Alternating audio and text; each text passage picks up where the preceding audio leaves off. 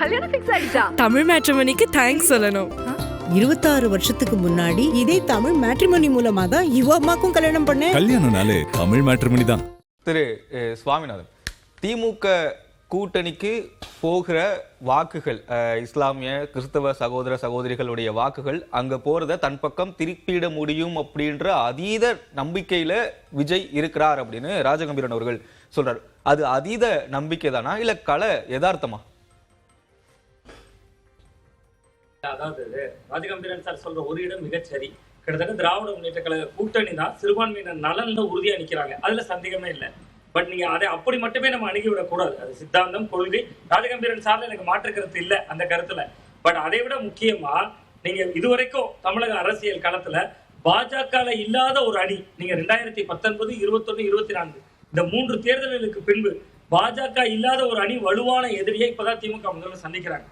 நீங்க 2019 இருந்து திமுக தொடர் வெற்றி, அந்த 2019 இருந்து எல்லா தேர்தல்களிலும் பாஜக ஒரு மெயின் அங்கமாக இருந்தது ஏதோ ஒரு அலைன்ஸ்ல.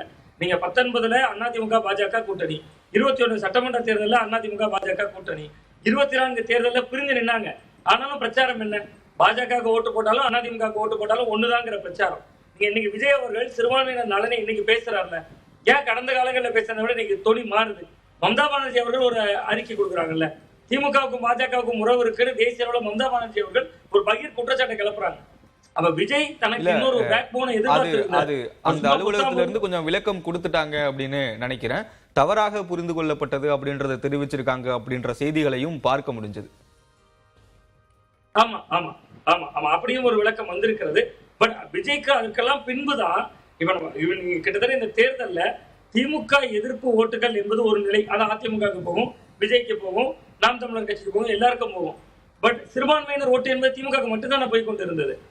அந்த இடத்தை கை வைக்கிற விஜய், நான் ராஜகம்பீரன் சாருடைய கருத்துல உடன்படுகிறேன். அதே இடத்துல எந்த இடத்துல மாறுபடுறேன்னா, இன்னைக்கு அவர் பேசுகிறார்ல, காங்கிரஸ் எங்களோட அப்படி இருக்க விரும்புனாங்க.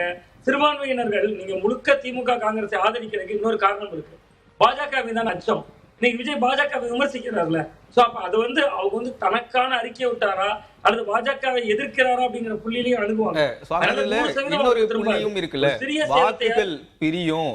நாம விஜய்க்கு வாக்கு செலுத்தும் பட்சத்துல அந்த இடத்துல அதிமுகவோ பாஜகவோ வென்றுவிடலாம் அப்படின்றதையும் அவங்க யோசிப்பாங்கல்ல. அந்த இடத்துல அந்த வாக்குகள் திமுகவுக்கு போகும், பிரியாது அப்படின்ற ஒரு பார்வையும் முன்வைக்கப்படும்ல. இந்த இடம் தான் முக்கியமான இடம்னு நான் பாக்குறேன் சார். அதாவது நீங்க மிக குறிப்பா பாத்தீங்கன்னா, விஜய் தன்னுடைய பிரச்சாரத்துல முழுவதும் 2 பேருக்கு தான் போட்டி, ஒன்னு திமுக இன்னொன்னு டிவிகேங்கிறார். அவர் ஆட்டத்துல அதிமுகவையோ பாஜகவையோ சேர்த்துக்கவே இல்லையே. அப்ப நீங்க மும்முனை போட்டி எனக்கு வாக்களிங்கன்னு சொன்னாங்க. விஜய் ரசிகருடைய மனநிலையில நான் சொல்றேன். நம்ம ஒரு பத்திரிகையாளர் மனநிலையில பேசலாம், ஒரு அரசியல் விமர்சகர் மனநிலையில பேசலாம், அது வேற ஒரு பார்வை. நீங்க ஒரு சாமானிய ரசிகரா நீங்க பாத்தீங்கன்னா, அந்த ரசிகனுடைய மனதில் நீங்க அதிமுகவோ பாஜகவோ களத்திலே இல்ல. அதுதான் விஜய் கடத்தியிருக்காரு. போட்டியே திமுகவுக்கு தாவேகாவுக்கு தான் சொல்றாரு. நீங்க ஒரு சாதாரண ரசிக மனநிலையில இருந்து அணுகுனீங்கன்னா, விஜயா திமுகவான்னு போட்டி நடக்குதுங்கிற மைண்டுக்கு அவங்க ஆல்ரெடி தயாரா இருப்பாங்கிறேன். அந்த இடம் தான் சேதமாகும். அது கிட்டத்தட்ட 14% சிறுபான்மையினர் ஓட்டுல விஜய் அபரிமிதமா எடுத்துருவார் நான் சொல்லல. ஒரு 3%, 4% ஏதோ ஒரு சேதத்தை உருவாக்குவார். அந்த கூட்டம் எந்த கூட்டம்னு பாத்தீங்கன்னா, விஜயனுடைய நீங்க சீமான் ஒரு 8% ஓட்டு வைத்திருக்கிறார். ஒவ்வொரு தேர்தலையும் அவர் கொஞ்சம் வளர்றார். காரணம் என்ன? அவரை நம்புகிறவர்கள் அவர் சொல்ற கதைகளை கேட்கிறாங்கல்ல. இப்ப நம்ம வெளியில இருந்து பாக்குறோம், சீமான் இந்த விஷயத்துல கொஞ்சம் அளவு பிறந்து சொல்கிறாரோ என்று நமக்கு தோன்றுகிறது. பட் அவருடைய ரசிகராக பார்ப்பவருக்கு, அவருடைய தொண்டனாக பார்ப்பவருக்கு சரிதானே தோணுது. அதே போன்ற மனநிலை தான். விஜய் ரசிகர்களை நம்ம வகைப்படுத்தலாம். கொஞ்சம் பக்குவப்பட்ட விஜய் ரசிகர்கள், அவர்கள்லாம் கரூர் சம்பவத்துக்கு பின்பு வெளியேறிப்பாங்க. கொஞ்சம் இன்னுமே பக்குவப்படாத விஜய் ரசிகர்கள், பக்குவப்பட்டவர்களே ஒரு பெரும்பகுதி விஜய் மீது அன்பால் இருக்கக்கூடியவர்கள். இன்னொன்னு சார் சொன்னது கூட, அவர் தரையிலே வரல, உண்மைதான். பட் தரையில வர்றதுக்கு முன்னாடியே ஒவ்வொரு வீட்டு டிவிகளையும் வந்துட்டாரு. அவரே சொல்றாரு, விஜய் அவர்களே சொல்றாரு, நான் கட்சியை ஆரம்பித்து விட்டு உங்களை தேடி வரல, நான் ஏற்கனவே 33 வருடம் உழைத்து விட்டு. அவர் சினிமாவில் உழைச்சாரு, ஷார்ட் ரெடி கேமரா ஆக்ஷன் சொன்னதான் நடிச்சாரு. பட் இப்ப அதை விட பிரமாதமா நடிக்கிறாரு. உங்கள் பிள்ளை எனக்கு அப்படின்ட்டு மைக்க விட்டு நகர்ந்து கையெடுத்து கொண்டு நிக்கிறாரு.